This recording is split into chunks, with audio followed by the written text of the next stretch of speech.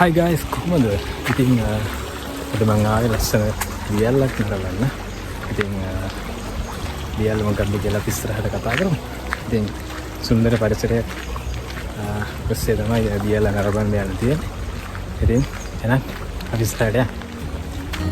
ඔයාලට පේනවා මෙන්න මේ විදියට වතුර පාරක් ඔස්සේ තමයි අපිට යන්න තියෙන්නේ.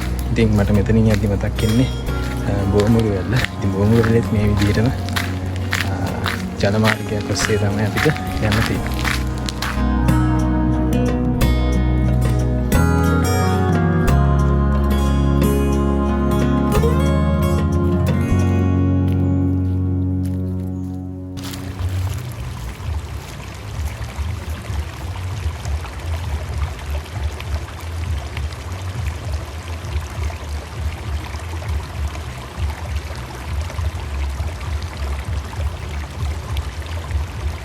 ඉතින් මම අද මේ බලන්න යන්නේ සුන්දර රත්නෑල්ල. ඉතින් රත්නෑල්ල පිහිටලා තියෙන්නේ හසලක කියන ප්‍රදේශයේ.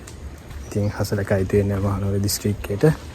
ඉතින් ගොඩක් කට්ටිය දන්නේ නැහැ. ඉතින් මේ දියල්ල ගැන ඒ කියන්නේ මේ ළඟපාත කට්ටිය දන්නවා. නමුත් ගොඩක් කට්ටියගේ ආකර්ෂණය ලැබිලා නැහැ. නමුත් ඇත්තටම ලස්සන දියල්ල. ඉතින් ඉන්න තමයි මාත් අද මෙතෙන්ට එන්න හිතුවේ.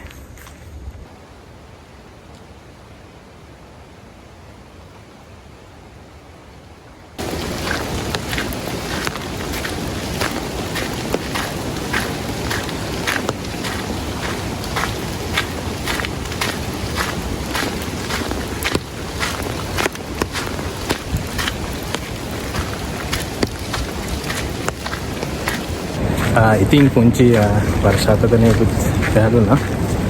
ඉතින් මේ දියල්ල බලන්න යන තියෙන පාර ඇත්තටම වතුර පාරයි ගස් කොළන් තියෙන නිසා මහන්සියක් දැනෙන්නේ නැහැ ඇත්තටම. අපිට පරිසරය සුන්දරත්වය ඉඳගෙන අපිට ගමන් කරන්න පුළුවන් නිසා මහන්සියක් නැහැ. අර ගමන දුර වුණා. ඒ කියන්නේ කිලෝමීටර් 2ක් අපිට යන්න තියෙනවා දියල්ල ගාවට. නමුත් අර මහන්සි අඩුයි මං කිව්වා වගේ. මෙතන වතුර පාරේ ගස් කොළන් තියෙන නිසා.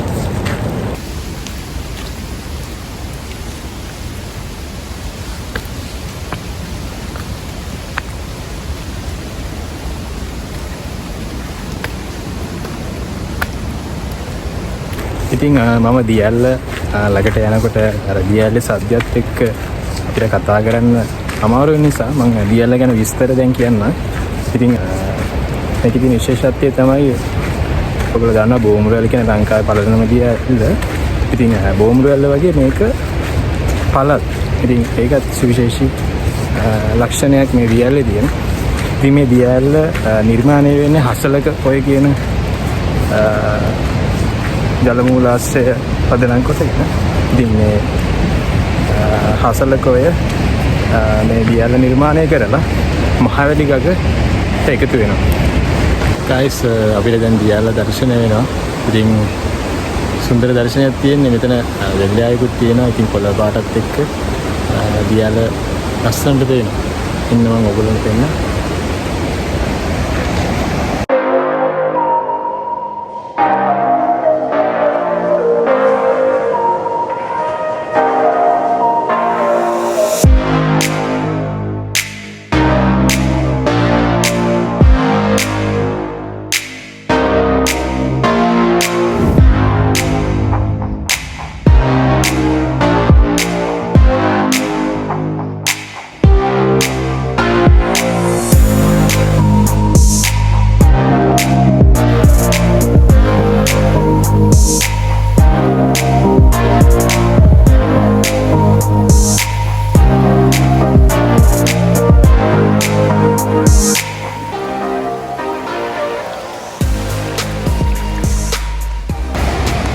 ඉතින් මෙතන අපිට බෙලිමල් යාප් පොල් රොටි වගේ දේවල් කන්න පුළුවන්. නමුත් අද නම් කඩේ වහලා තියෙන්නේ. ඉතින් මෙතන සුන්දර වෙලාවත් එක්ක දියල්ලත් ගස් අස්සෙන් පේනවා. ඉතින් ඒ සුන්දරත්වය විදගෙන අපිට මොනවා හරි සප්පාය මෙන්න තියනවා කියන්නේ ඒක කියලා වැඩක් නැහැ.